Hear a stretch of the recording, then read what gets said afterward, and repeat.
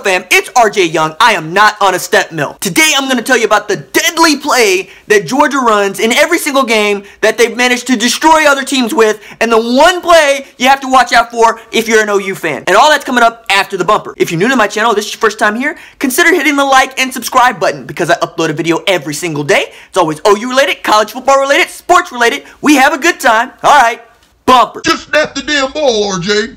So the play that Georgia loves to run comes out of an I formation set, and it is their power toss. This is the play that Nick Chubb, DeAndre Swift, and Sony Michel eat defenses up with. And I'm going to show you that play right now in the SEC championship game against Auburn. So you'll notice that Georgia's in a 3-wide I formation set. One of the reasons that they're running this out is try to clear the box out. They want to get guys manned up on their wide receivers to take them out of the play. Now you'll see the man in motion there. Number 83, the wide receiver. He's coming inside of the inside receiver. Now this is gorgeous play design because they snap the ball almost as soon as he gets inside that receiver, never letting him set his feet so he has forward momentum to go block up any defensive back that might diagnose the toss sweep coming downhill. In that way, it acts like a screen because you cleared out for the fullback to go and get somebody at the second level already, and all of a sudden Nick Chubb has two blockers in front of him to block up any men in the secondary who might be coming downhill to try to stop this play. So Nick Chubb is 5 yards down the field almost every time he runs this play because nobody can touch him because they get it blocked up so well. This is one of the things that they do so great at Georgia,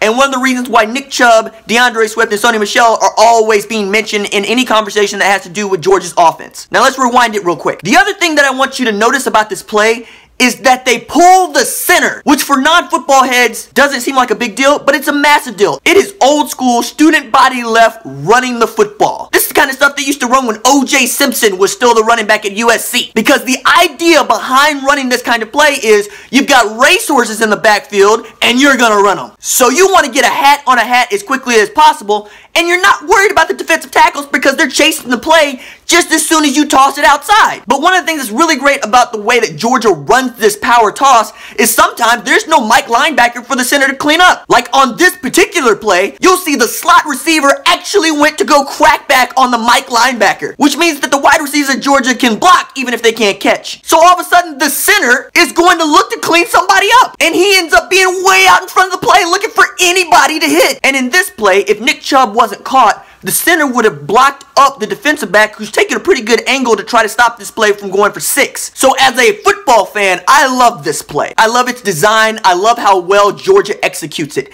It lets you know who they are and what they do. They are an old school SEC football team where they want to run the ball and play defense. The problem for them is this isn't 1982 and Herschel Walker's not in the backfield. This is 2017 where you got to be able to score points and score points in a hurry if you want to win football games. However, this is the play to watch for if you're an OU fan. This is the one that you want Mike Stoops to drill into the defense. We got to be on the lookout for this, and we got to be able to stop it. And the way that I would stop it is to put a 5th man on the line of scrimmage, assuming that Mike runs 4 men on the line of scrimmage, which we all know is not a given.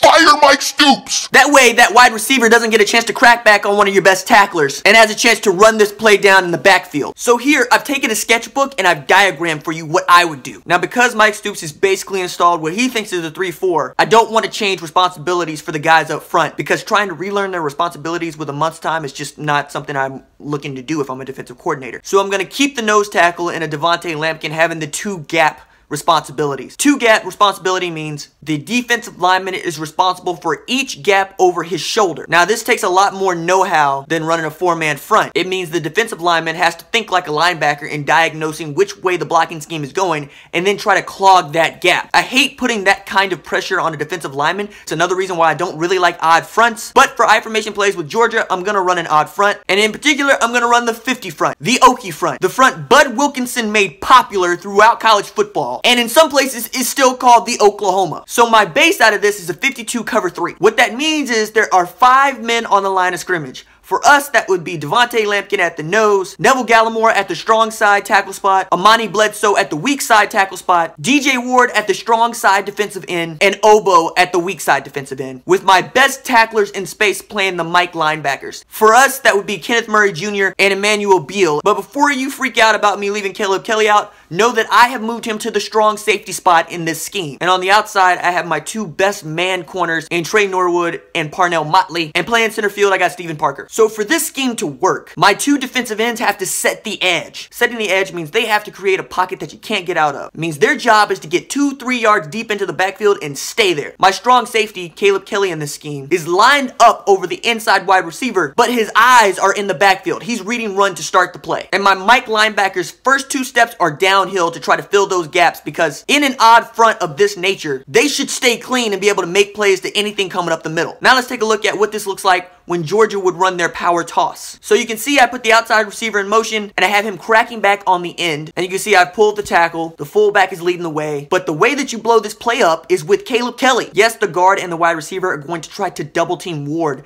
out of this power toss. But Caleb Kelly ought to see this and then be fast enough to get into the backfield and blow it up before it gets outside. I'm also in an odd front, so I should have flow going to that side in the first place. Now perhaps we can cheat Stephen Parker up so that he can help and come down. But against this I formation, I want 8 men in the box and I want to win in the trenches. So I'm going to go with a 50 front and I'm going to say to Georgia, put a hat on a hat and let's go play football. You might know that the 50 front was also really popular when teams were running the football like Georgia does today. Which is why when Georgia's on offense and OU's on defense, this game could feel a lot like 1975. So rather than fight it with Mike's ridiculous 3-3-5 or some 3-4 combination, put 5 men on the line of scrimmage and let's go play heads up football. Alright, that's it for me. If you like the videos, don't forget to like and subscribe.